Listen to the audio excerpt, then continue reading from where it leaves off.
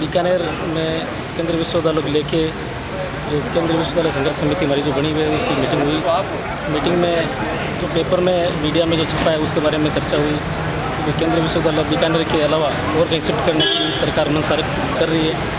इसके लिए सभी ने एकजुट होकर सभी पार्टी के सभी हमारे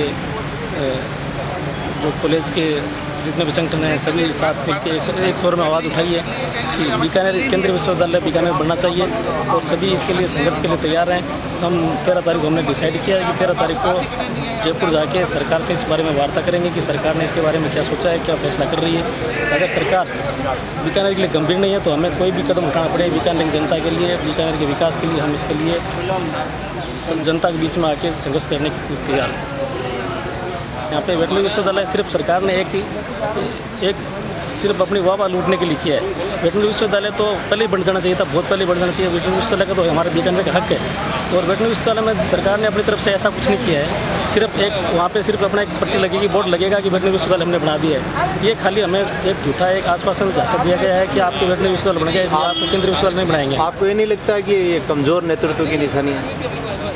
कमज़ोर नेतृत्व बीकानेर की जनता तो एक साथ है, सब एक हम जब जो भी बीकानेर के जो जनप्रतिनिधि हैं सब एक साथ इसकी आवाज़ उठाएंगे। आपसे उम्मीद करें कि आप ये प्रश्न विधानसभा में सब विधायक, हम विधानसभा में जिस लेवल पे हमें इस प्रश्न को उठाना है उस पूरे जोर से उठाएंगे। सब विधायक एक साथ मिलकर एक मंच पे उठाएंगे और विधानसभा में धरना देना पड़ेगा, धरना देंगे। विधानसभा उसमें वॉकआउट करना पड़ेगा, वॉकआउट भी करेंगे। बीकानेर जनता के साथ हैं, बीकानेर जनता का कभी भी हम अपमान नहीं होने देंगे। बीकानेर का जो विकास है उसको अवरुद्ध नहीं होने देंगे। किस हद तक उम्मीद करे जनता आपसे?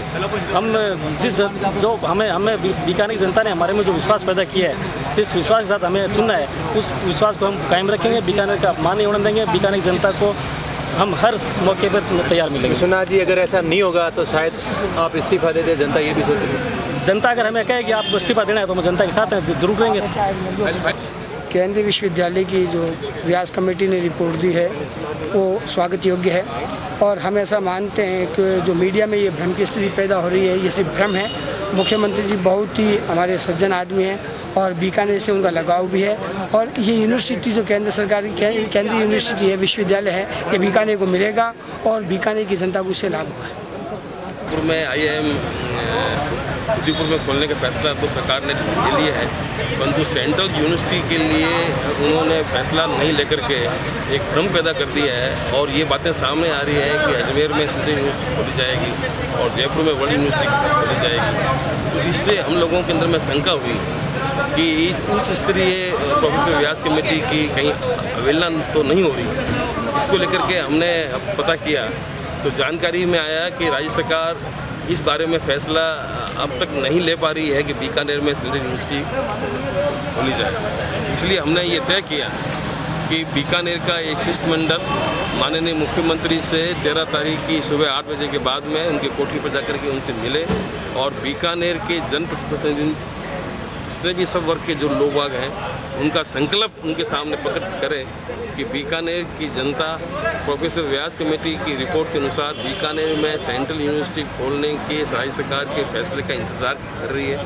अगर ऐसा नहीं हुआ, अगर राज्य सरकार ने किन्हीं राजनीतिक या अन्य कारणों से बीकानेर के हितों की उपेक्षा की तो बीकानेर के अंदर में भी एक ऐसा जोरदार आपके संघर्ष चालू किया जाएगा जिससे कि राज्य सरकार अपनी गलती को ठीक कर सके और बीकानेर का हक को आपके दे सके। जी, क्या ऐसी क्या बात है कि जब भी बीकानेर की विकास की या बीकानेर में कोई नई संस्था की बात आती है, हम अपने इंजीनियरिंग कॉलेज से लेकर फिर आंदोलन अंतिम हथियार रह जाता है, इसका कारण यही है कि बीकानेर के जो जनप्रतिनिधि हैं वो मुख्यमंत्री या अन्य मंत्रियों की मुँह की तरफ देखते हैं। बीकानेर शहर की जनता, बीकानेर जिले की जनता, बीकानेर संभाग की जनता के साथ में वो जुड़ना नहीं चाहते। वो ताकत बीकानेर की जनता से प्राप्त करना नहीं चाहते। वो राजनीतिक गोटियाँ बिछा करके अपनी शक्ति ग्रहण करना चाहते हैं। उसका ये असर है कि बीकानेर की हमेशा उपेक्षा होती है। अभी 2 दिन से अखबारों में ये आ रहा है और मीडिया से भी मालूम चल रहा है कि बीकानेर में ये केंद्रीय विश्वविद्यालय मिलने में थोड़ी दुविधा नज़र आ रही है। ये भ्रम की स्थिति पूरे बीकानेर जगत में फैली हुई है और जब सारे मापदंड बीकानेर फुलफिल करता है, जो एक कमी रहती है उसमें एयर सर्विस की, वो भी पूरी होने वाली है। हम उम्मीद करते हैं कि नवंबर दिसंबर में एयर सर्विस भी शुरू हो जाएगी। तो बीकानेर का जब हक है, बीकानेर की जायज़ मांग है, बीकानेर को वर्षों से एक सोतला व्यवहार किया जा रहा है, तो बीकानेर की आम जनता की ये अपील है मुख्यमंत्री जी से कि भी बीकानेर को केंद्रीय विश्वविद्यालय की अभिशंसा जो है आपको केंद्रीय सरकार को कर देनी चाहिए। अगर ये नहीं होता है तो जन आंदोलन का रूप शायद हो सकता है कि बीकानेर के आम जनता लोगों की जो भागीदारी है, जो आज जो हमने देखा है, उसमें ये लग रहा है कि बीकानेर की एक बहुत बड़ी पीड़ा आम आवाम में है और बीकानेर का आम नागरिक ये चाहता है कि बीकानेर में केंद्रीय विश्वविद्यालय की स्थापना हो।